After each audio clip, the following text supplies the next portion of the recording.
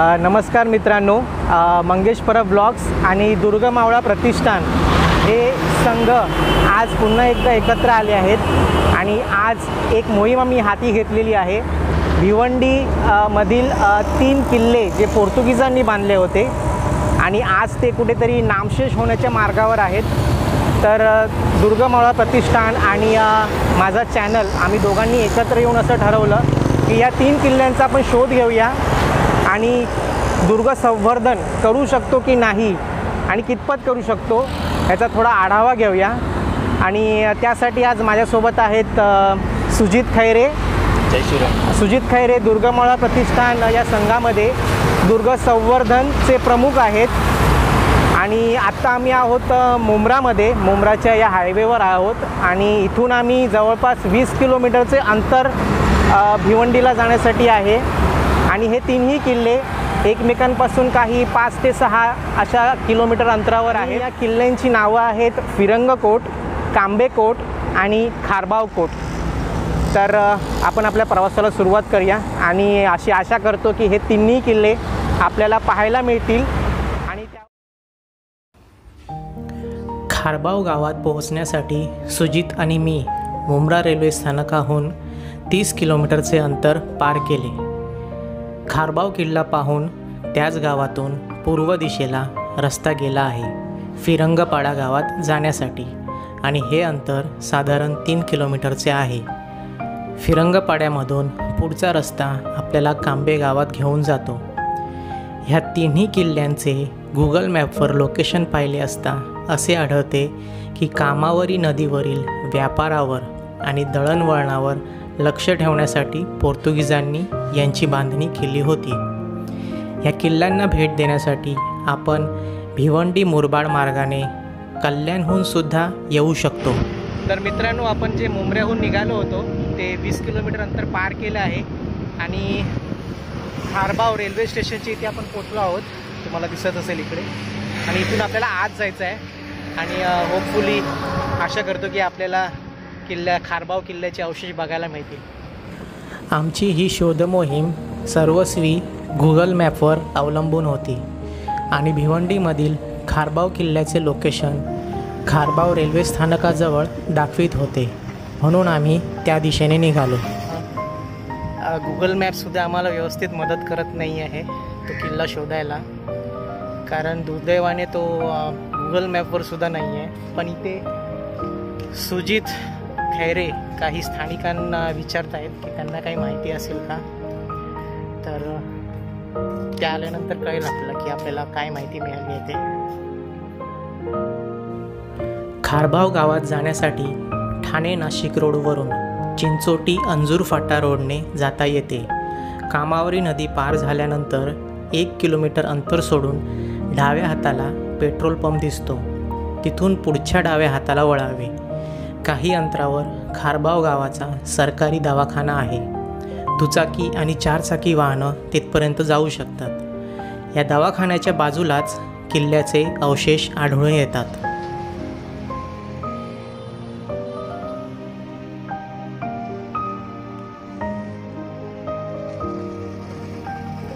खारबाव गावातील एका स्थानिकाकडून कळाले की तिथल्या सरकारी दवाखान्याजवळ किल्ल्याचे काही अवशेष आहेत।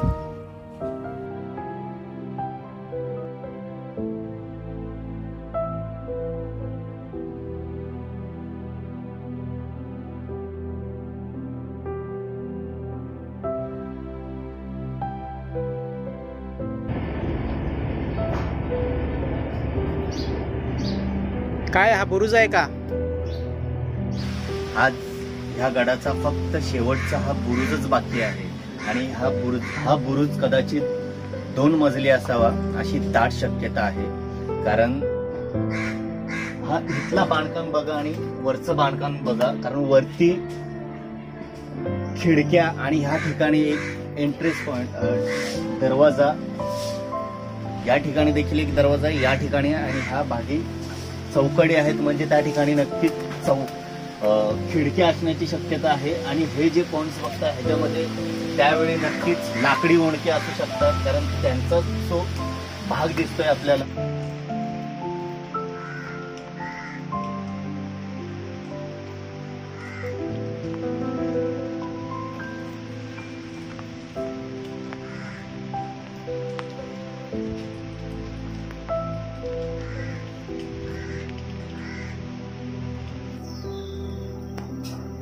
बाकी काही शिल्लक आहे असं वाटत नाही ना? तर आजूबाजूचा परिसर जरा आम्ही शोधण्याचा प्रयत्न करतोय, जेणेकरून आणखीन काही अवशेष भेटण्याची काही शक्यता असेल.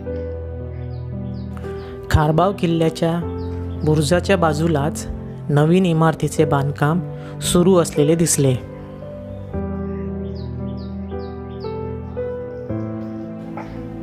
बुरुज आणि तटबंदीचे हे अवशेष ह्या सरकारी रुग्णालयाच्या शेजारीच एकाकी पडलेले होते.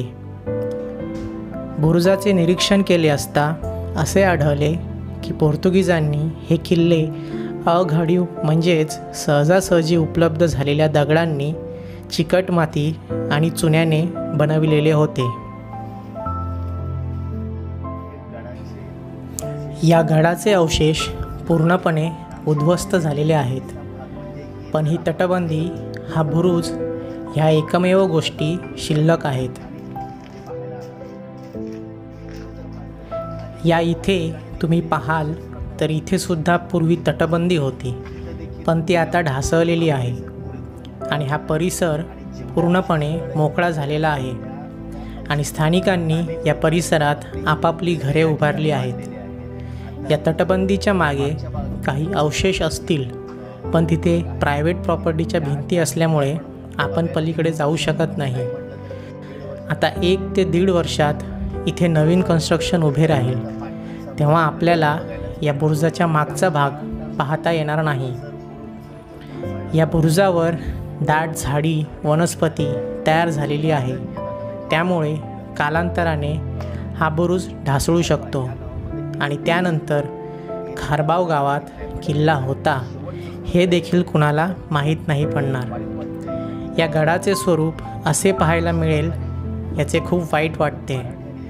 तर मराठ्यांनी ज्या जिकरीने वसई मोहीम जिंकली, त्यात हा खारबाव किल्ला सुद्धा जिंकला होता. त्या गडाचे भग्न रूप पाहायला मिळते. खरंच लाज वाटते या गोष्टीची. तर मित्रांनो, खारबाव किल्ला तुम्ही पण आता पाहिला, तो आता कशा अवस्थेत होता ते. इथून आमची पुढची मोहीम आहे ती फिरंगकोटची. इथून 4 ते 5 किलोमीटर अंतरावर आहे. खारबाव किल्ल्याचे अवशेष पाहून जवळच असलेला फिरंगकोट पाहण्यासाठी पुन्हा गुगल मॅपच्या मदतीने आम्ही पुढे निघालो.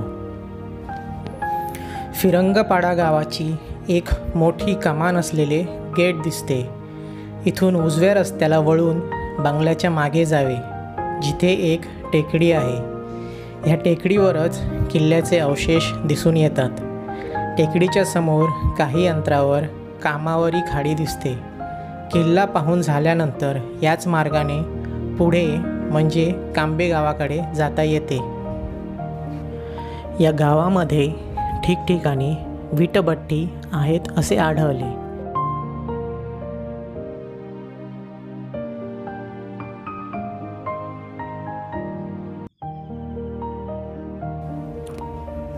शेवटी 3 किलोमीटर अंतर पार करून आम्ही फिरंगपाडा गावाकडे पोहोचलो. तिथे किल्ल्याची विचारणा केली असता हाती काही लागले नाही, पण मग आमच्याकडे असलेल्या माहितीप्रमाणे इथल्या बंगल्याच्या मागील टेकडीवर किल्ल्याचे अवशेष असण्याची दाट शक्यता होती आणि त्या टेकडीच्या दिशेने आम्ही मार्गस्थ झालो. तर मित्रांनो, आपण फिरंगकोट या गावामध्ये आलेलो आहोत आणि इथे विचारणा केली असता असं कळलं की मगाशी मी तुम्हाला जे दाखवले 2 बंगले, त्या बंगल्यांची शेजारी एक टेकडी आहे म्हणाले आणि बाजूला वीट भट्टीसुद्धा आहे, तर ती पण तुम्हाला मी दाखवली. तर मी आशा करतो की माझ्यासमोर जी आता टेकडी दिसते ती कदाचित फिरंगकोट किल्ल्याची टेकडी असावी. ही इकडे पुढे गेल्यानंतर कळेल की नक्की तीच जागा आहे की नाही ते.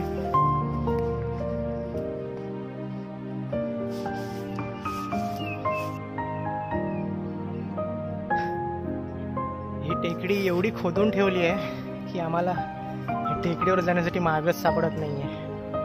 चारी साईडने खोदून ठेवली आहे. सुजितचा आनंद गगनात मावेनासा झालेला आहे, कारण फिरंगकोट किल्ला त्याला सापडलेला आहे. सुजित, सापडला का? म्हणजे अक्षरशः टेकडीला वळसा घालावं लागलं. त्यानंतर हा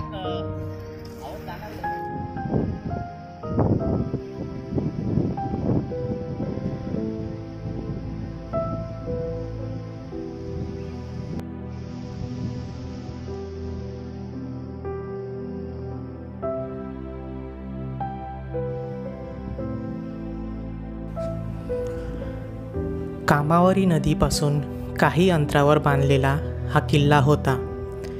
किल्ल्याच्या इमारतीच्या 2 भिंती फक्त शिल्लक होत्या आणि हे बांधकामसुद्धा खारबाव किल्ल्याप्रमाणेच अघडीव दगडांपासून केलेले होते. तर मित्रांनो, हा फिरंगकोट ज्याच्या फक्त 2च भिंती शिल्लक आहेत आणि या गावामध्ये या टेकडीवर हा अजूनही कसा तरी तग देऊन उभा आहे आणि गावातील लोकांना कोणालाही याची खबर नाही की हा किल्ला होता म्हणून. आम्हाला गुगलवर जी काय माहिती मिळाली आणि गुगल मॅपच्या मदतीने जे आम्ही इथे आलो त्यावरून आम्हाला तर ही अवस्था या किल्ल्याची दिसते आहे. आणि सुजितला आता प्रश्न पडलेला आहे की या किल्ल्याचं संवर्धन करायचं म्हणजे काय करायचं आणि कशा प्रकारे करायचं. सुजित यावर विचार करेलच. तर मित्रांनो, हे जे उल्हास नदीच्या किनारी वसलेले छोटे खाणी असे किल्ले आहेत ज्याला गडीसुद्धा म्हणतात, जे टेहळणीसाठी आणि जकात वसुली म्हणा किंवा बाकीच्या किल्ल्यांना रसद पुरवण्यासाठी पोर्तुगीजांनी उभारले गेले होते. आणि 1739 साली जेव्हा चिमाजी अप्पा या मराठ्या मावळ्याने वसईची जी मोहीम हाती घेतलेली होती त्या मोहिमेदरम्यान हे सर्व पोर्तुगीजांचे गडकोट स्वराज्यामध्ये सामील करून घेतले होते. आणि आज या स्वराज्यातील किल्ल्यांचीच अवस्था दयनीय आहे आणि आणखीन काही दिवसात किंवा वर्षामध्ये म्हणजे सांगता येत नाही की हे पूर्णपणे नामशेष होतील. कदाचित गुगलवर असलेले फोटो आणि यूट्यूबवर असलेले व्हिडिओ यामध्येच ते फक्त शाबूत राहतील.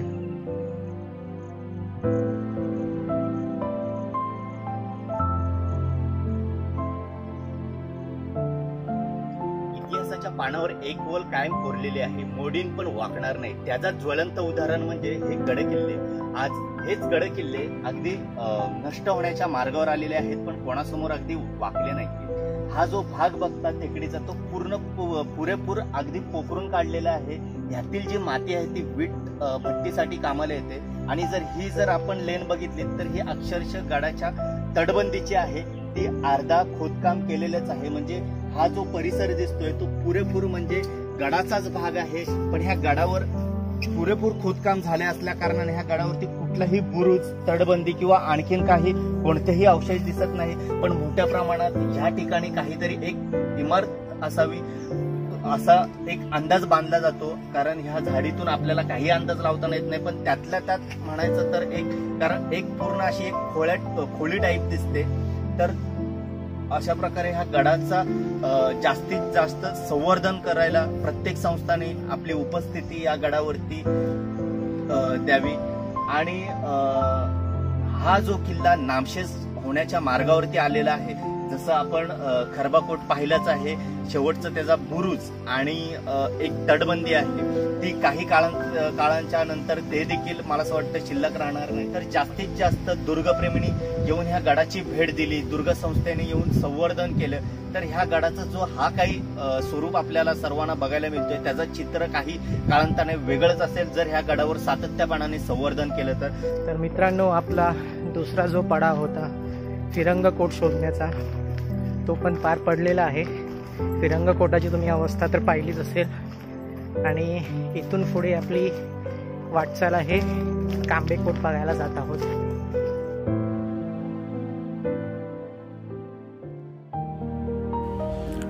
कांबे गावात शिरल्यानंतर प्राथमिक शाळा आहे.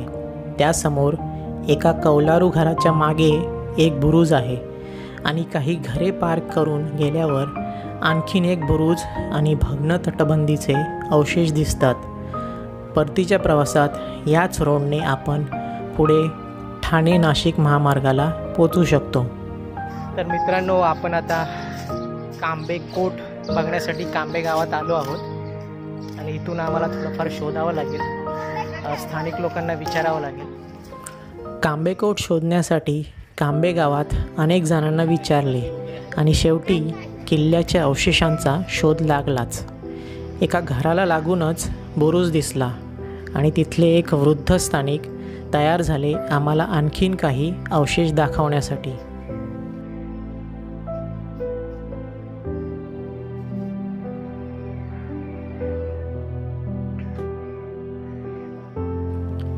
हे किल्ल्याचे अवशेष आहेत एवढेच इथल्या स्थानिकांना माहिती होते. त्या पलीकडे त्यांना काहीही माहिती नव्हते. तर मित्रांनो, हे आहे कांबा फोर्ट. तर सुरुवातीला आम्हाला वाटलं एक छोटंसं चौथरा असेल जो आम्ही त्या ठिकाणी पाहिलं, पण ह्या गावातले स्थानिक जे आजोबा आम्हाला भेटले आणि त्याने आम्हाला सांगितलं ह्या गडाचा दुसरा देखील भाग आहे. म्हणून काही घरांना वळसे घालत घालत शेवटीला आम्ही ह्या काही 7-8 घरांच्या पाठी आलो. त्याच्यानंतर आम्हाला तिथे एक भयंकर मोठा बुरुज दिसला. त्यालाच लागून एक भली मोठी इथे तटबंदी आहे. या इथे काही ठिकाणी खूप झाडी वाढलेली आहे. स्थानिक लोकांनी इथे कुंपण वगैरे बांधल्या कारणाने तिथे काही इमारतींचे असे चौथरे देखील आहेत. पण आता तिथे जाताना येत नाही आपल्याला, कारण कुंपण घातले कारणाने खूपच कठीण आहे तिकडे जाणं. पण या ठिकाणी आता आपण बुरुजाचा एक पाठचा भाग घेऊया, म्हणजे अखंड बुरुज आपल्याला पाहायला भेटेल.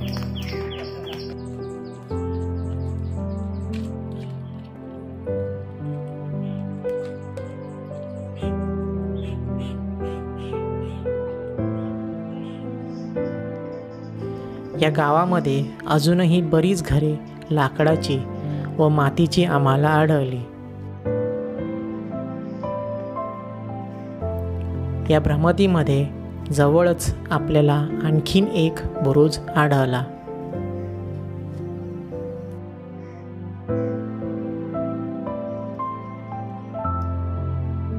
तर हा आहे कांबे किल्ल्याचा दुसरा बुरुज, जो अख्खा देखील आपल्याला व्यवस्थितपणे बघायला मिळतो. आणि दुसरं तर काही म्हणजे असं बघण्यासारखं तर नाही, कारण खूप भग्न अवस्थेत. या गावामध्ये आम्हाला 2 बुरुज सापडले, त्याशिवाय पडझड झालेली तटबंदी सुद्धा सापडली. या भागामध्ये तुम्ही इथे जाल तर एक बुरुज आहे आणि इथे जाल तर दुसरा बुरुज आहे. तुम्ही इथे स्थानिक लोकांना जर विचारलं आलात तर तुम्हाला ते मदतसुद्धा करू शकतील 2 बुरुज आणि हे त्या तटबंदी दाखवण्यासाठी. तर मित्रांनो, ठरविल्याप्रमाणे आजची शोध मोहीम पूर्ण झालेली होती, ज्याचा आनंद होता. पण ह्या तिन्ही किल्ल्यांच्या अस्तित्वाची कुणालाही जाणीव नसणे आणि त्यांच्या भग्न अवशेषांची कुणालाही पर्वा नसणे हे जाणल्यावर मनात एक खंत राहून गेली. ऐतिहासिक वारसा जपला तर आपले अस्तित्व टिकेल आणि त्यासाठी ऐतिहासिक वास्तू जपणे गरजेचे आहे.